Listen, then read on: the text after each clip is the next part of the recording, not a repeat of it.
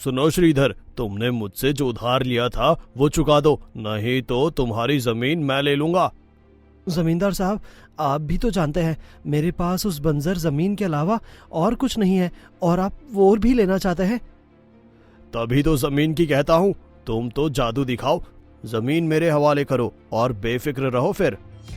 किसी समय में देवधर नाम के गांव में श्रीधर नाम का एक जादूगर रहता था। श्रीधर अपनी बूढ़ी माँ के साथ एक छोटे से घर में रहता था और गांव में जगह जगह जादू का खेल दिखाकर थोड़े बहुत पैसे कमाया करता था। श्रीधर को अपना काम बहुत पसंद था और वो जादू दिखाने में माहिर भी बहुत था। माँ, मैं जा रहा हूँ, तुम अपना ध्यान रखना। ठीक है बेटा, आराम से जा और शाम को जल्दी वापस लौट आना। शहर में ज्यादा यहाँ वहाँ मत घूमना, शहर के लोग ठीक नहीं होते। अरे माँ, तुम चिंता मत करो, गांव में खेल दिखाने के उतने पैसे नहीं मिलते जितने शहर में मिल जाते हैं। हाँ बेटा, मैं समझती हूँ, लेकिन मुझे तो तेरी चिंता होती ही रहती है। अच्छा ठीक है, अब मैं चलता हूँ, जल्दी वापस आ जाऊंगा। श्रीधर गांव से शहर के लिए निकल गया और दोपहर तक शहर पहुंचकर बाजार में एक जगह खड़े होकर आवाज लगाने लगा। आओ आओ बच्चों, आओ, बूढ़े आओ, देखो जादूगर आया, जादू के खेल लाया, आओ आओ जादू देखो। श्रीधर की बात सुनकर वहां से गुजरने वाले लोग उसके पास रुकने लगे और श्रीधर उन्हें जादू दिखाने लगा। कभी वो कोई गेंद गायब करता तो कभी किसी खाली गिलास से पानी निकाल देता। सभी लोग उसका खेल देखकर तालियां बजाते और कुछ पैसे देकर चले जाते थे। शाम तक श्रीधर ने खेल दिखाया और पैसे गिनते हुए बोला, आज के लिए इतना तो काफी है, अब मैं घर चलता हूँ, नहीं तो अगर रात हो गई तो माँ गुस्सा करेंगी। श्रीधर अपना सामान समेटकर अपने गांव की तरफ चल पड़ा। वो रास्ते से जा ही रहा था कि तभी उसे रास्ते में एक मूर्ति पड़ी मिली। उस मूर्ति के सर पर लगा हुआ ताज चमक रहा था। श्रीधर ने उस मूर्ति को उठा लिया। अरे वाह, कितनी सुंदर मूर्ति है, और इसका ताज तो और भी ज्यादा सुंदर। इसे अपने घर ले जाता हूँ, माँ देखकर खुश होंगी। श्रीधर उस मूर्ति को अपने साथ घर ले आया। उसकी माँ चूल्हे पर खाना बना रही थी। श्रीधर को आता देखकर माँ बोली, अरे आ गया बेटा, जा हाथ मुंह धो ले और खाना खाने बैठ जा। हाँ माँ, बहुत भूख लगी है। श्रीधर ने अपनी माँ के हाथ का गर्मा गर्म खाना खाया और थोड़ी देर बाद मूर्ति निकालकर माँ को दिखाते हुए बोला, माँ ये देखो, मुझे रास्ते में क्या मिला। ये क्या है? एक मूर्ति? ये कहाँ से आई बेटा? बताया तो माँ, रास्ते में मिली। जब मैं वापस आ रहा था तो पड़ी हुई मिली मुझे। क्या कहा? तू एक पड़ी हुई चीज उठा लाया? बेटा, कितनी बार मना किया है कि ऐसे रास्ते पर लावारिस कुछ भी पड़ा हो तो मत उठाया कर। लेकिन माँ देखो तो, कितनी सुंदर मूर्ति है। बेटा, शापित या जादू टोने वाली चीजें तो सुंदर ही दिखती है। तू ये मूर्ति बाहर रख दे। लेकिन माँ। आगे कुछ नहीं, ये मूर्ति बाहर फेंक कर आ। ठीक है, जाता हूँ। श्रीधर मूर्ति को लेकर बाहर आ गया, लेकिन उसका मन जरा भी नहीं कर रहा था कि वो मूर्ति को फेंक दे। उसे मूर्ति पसंद आ गई थी, लेकिन अपनी माँ की बात को वो टाल नहीं सकता था। उसने मूर्ति का ताज निकाल लिया और मूर्ति को दूसरी तरफ फेंक दिया। अगले दिन श्रीधर शहर जाने के लिए तैयार हो रहा था। श्रीधर, मैंने तुझे कहा था ना कि मूर्ति फेंक दे। ये क्या है? तूने अभी तक मेरी बात मानी नहीं। क्या बात कर रही हो माँ, मैं तो मूर्ति फेंक चुका था। अच्छा, तो फिर ये क्या है? श्रीधर की माँ मूर्ति को लेकर बाहर आई। मैंने तो इसे फेंक दिया था, ये अंदर कहाँ से आई? तू भूल गया होगा। ले, अब इसे ले जाकर कुएं में फेंकता हुआ जाना। ठीक है, लाओ। श्रीधर ने मूर्ति ली और घर से बाहर निकल गया। मूर्ति अंदर कैसे आई? इसका ताज नहीं है, इसका मतलब मूर्ति तो मैंने सच में फेंकी थी। कहीं ये मूर्ति कोई जादुई मूर्ति तो नहीं? अरे नहीं नहीं, ऐसा कैसे हो सकता है? जादू कुछ असली थोड़ी ना होता है, वो तो बस हाथ की सफाई होती है। ऐसा सोचते हुए श्रीधर आगे चला जा रहा था। वो एक पेड़ के नीचे पहुंचा और थोड़ी सी मिट्टी खोदकर उसने वहां पर मूर्ति को दबा दिया। अब ये मूर्ति वापस नहीं निकल पाएगी। श्रीधर वहां से चला गया और शहर आ गया। शहर आकर उसने खेल दिखाना शुरू किया। आओ आओ आओ बच्चों, आओ बूढ़े आओ, जादूगर आया, तुम भी आओ, खेल देखो और ताली बजाओ। श्रीधर की आवाज सुनकर वहां पर भीड़ इकट्ठी होने लगी और श्रीधर भी मजे से खेल दिखाने लगा। अब निकलेगा इस टोपी से कबूतर। ऐसा कहकर श्रीधर ने टोपी में हाथ डाला और उसके हाथ में कबूतर की जगह वही मूर्ति आ गई, जिसे देखकर श्रीधर डर गया। उसने अपना सारा सामान समेट लिया और वहां से जाने लगा। ये सब क्या हुआ? वो मूर्ति मेरे पास कैसे आई? मैंने तो उसे दफना दिया था। श्रीधर सोचते हुए उसी जगह पर आ गया जहां पर उसने मूर्ति को दफनाया था। वो वहां की मिट्टी खोदकर देखने लगा, लेकिन उसे मूर्ति नहीं मिली। वो वहीं बैठ गया और अपने सामान में से मूर्ति को बाहर निकाल कर बोला, ये मूर्ति मेरा पीछा क्यों नहीं छोड़ रही? क्या ये कोई शैतानी मूर्ति है? अगर ऐसा है तो ये मेरे साथ कुछ भी कर सकती है। अब मैं कहाँ जाऊं, क्या करूं? श्रीधर चिंता में पड़ गया। ये सब सोच ही रहा था कि तभी वो मूर्ति हंसने लगी और बोली, क्या हुआ श्रीधर, इतना घबरा क्यों रहे हो? अरे ये आवाज कहाँ से आ रही है? ये आवाज कौन है? कौन है? अरे नीचे देखो, मैं हूँ। श्रीधर ने नीचे देखा तो मूर्ति में से आवाज आ रही थी। तुम बोल सकती हो? तुम कौन हो? मेरे पीछे क्यों पड़ी हो? अरे डरो मत, मैं तुम्हें कुछ नहीं करूँगी, बस तुम मेरी बात सुनो। लेकिन मैं तुम्हारी बात क्यों सुनूं?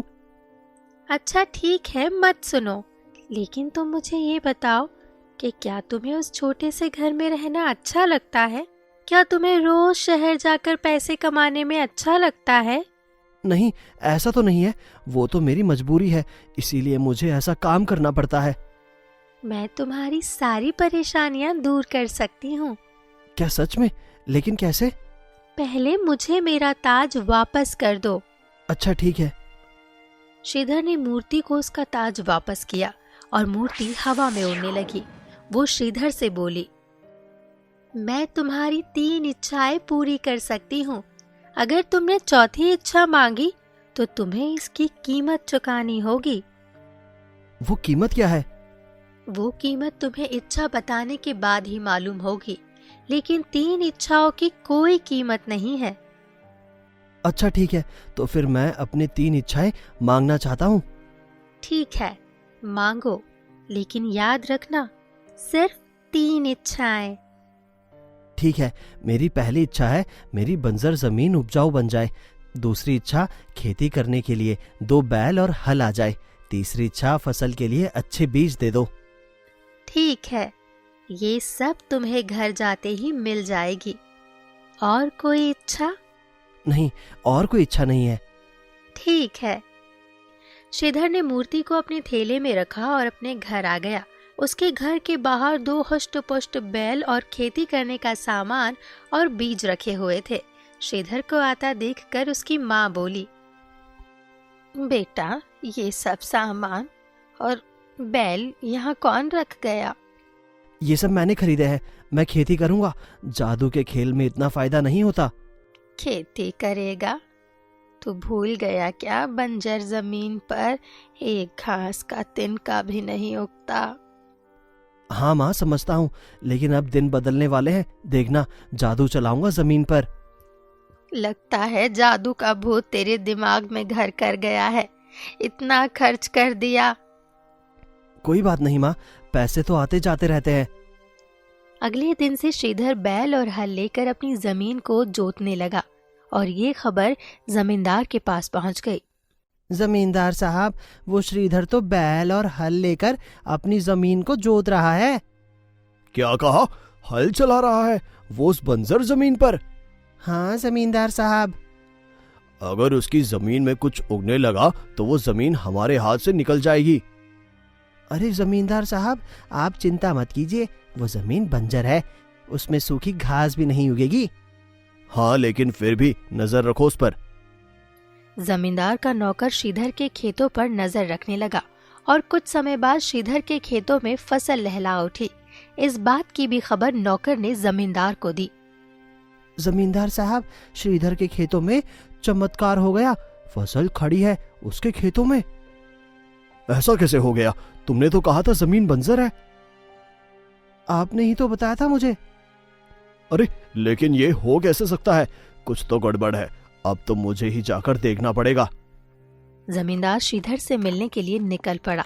श्रीधर अपने बैलों को बैलगाड़ी में लगा रहा था कि तभी उसकी माँ आई और बोली, बेटा श्रीधर, ना जाने कैसे इतने सालों से ये बंजर पड़ी हुई जमीन उपजाऊ हो गई और आज हमारी फसल बिकने को भी तैयार है। मैं चाहती हूँ पहली कमाई से तू पहले भगवान को प्रसाद चढ़ा कर आना। ठीक है माँ, जैसा तुम चाहो। अच्छा, अब मैं चलता हूँ। श्रीधर अपने खेतों की तरफ चल पड़ा कि तभी उसके थैले से आवाज आई, श्रीधर, ओ श्रीधर। श्रीधर ने मूर्ति को बाहर निकाला और पेड़ के पास आकर उससे बातें करने लगा। तभी वहां पर जमींदार आ गया और वो श्रीधर को देखकर मन ही मन बड़बड़ाया। अरे ये किससे बात कर रहा है अकेले में? मुझे सुनना होगा।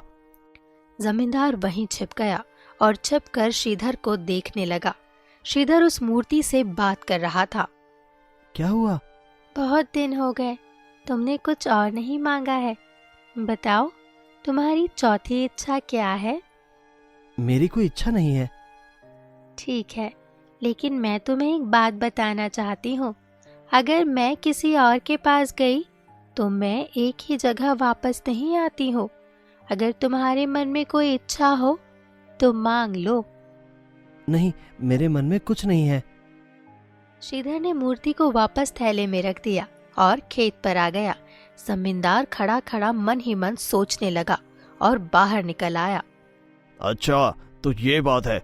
इस मूर्ति का जादू है जो जादूगर श्रीधर अब किसान बन गया है। अगर ये मूर्ति मुझे मिल जाए तो अच्छा होगा।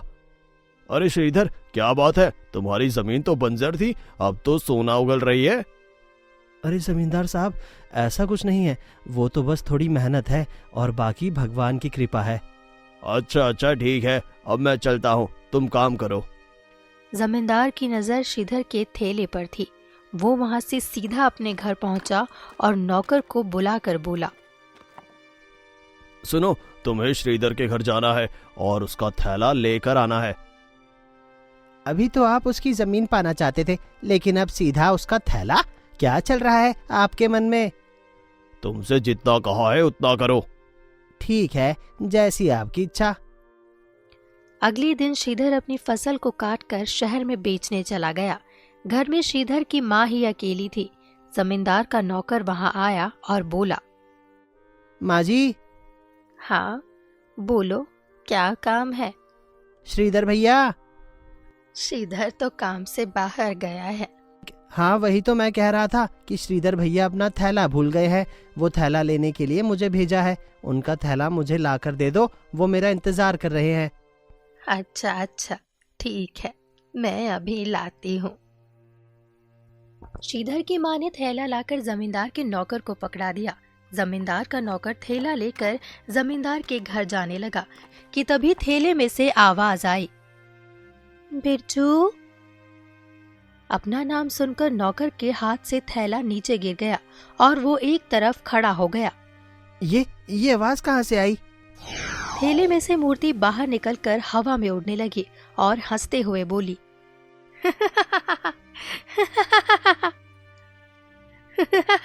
डरो मत बिरजू, मैं तो तुम्हारी मदद कर सकती हूँ। मेरी मदद? नहीं नहीं, मुझे कोई मदद नहीं चाहिए। अच्छा, तो आखिर कब तक जमींदार के यहाँ नौकर बनकर रहोगे? ये सब तुम्हें कैसे पता? मैं तुम्हारी मदद कर सकती हूँ, इसलिए पता है मुझे। मैं तुम्हारी कोई भी 3 इच्छाएं पूरी कर सकती हूँ। 3 इच्छाएं? हाँ, चौथी इच्छा पूरी करने की कीमत लगेगी। ठीक है, लेकिन क्या कीमत होगी? वो इच्छा सुनने के बाद बताऊंगी। ठीक है, मेरी इच्छाएं पूरी करो। बोलो, क्या इच्छा है तुम्हारी? मेरी पहली इच्छा है मैं बहुत अमीर बन जाऊं, मेरा बहुत बड़ा घर हो, मेरे घर में नौकर चाकर हो। ठीक है, ये सब इच्छा पूरी हो जाएगी, लेकिन तुम इतना अमीर बनकर क्या करोगे? अकेले इतने बड़े घर में कैसे रहोगे? अपने लिए एक सुंदर पत्नी मांग लो। एक सुंदर पत्नी? हाँ, तुम मांग सकते हो, लेकिन चौथी इच्छा की कीमत लगेगी। कीमत लगेगी? अब तो मैं बहुत अमीर हूँ, कोई भी कीमत चुका दूंगा। मेरी चौथी इच्छा पूरी करो। ठीक है, तुम्हारी ये भी इच्छा पूरी हुई। अपने घर जाकर देखो। जमींदार का नौकर अपने घर लौट आया और उसने देखा कि उसकी झोपड़ी की जगह बहुत ऊंचा महल था। महल के अंदर बहुत सारे नौकर चाकर, धन दौलत थी। और जब वो अपने कमरे में पहुंचा तो वहां पर एक बहुत ही सुंदर कन्या भी थी। ये मेरी पत्नी है।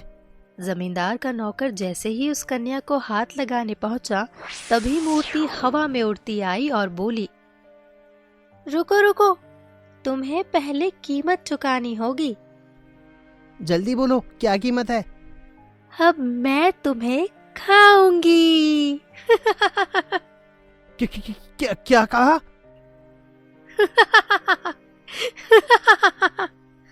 मूर्ति हंसने लगी और बड़ा आकार लेकर जमींदार के नौकर को निगल गई। नौकर के जाते ही उसका घर वापस झोपड़ी में बदल गया और वहां सब पहले जैसा हो गया। थोड़ी देर बाद जमींदार नौकर को ढूंढते हुए उसके घर पहुंचा। ना जाने ये बिरजू कहाँ रह गया।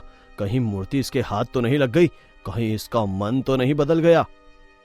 ऐसा सोचते हुए जमींदार अपने नौकर की झोपड़ी में पहुंचा और वहां थैले को जमीन में पड़ा हुआ देखकर बोला, ये नालायक किसी काम का नहीं है।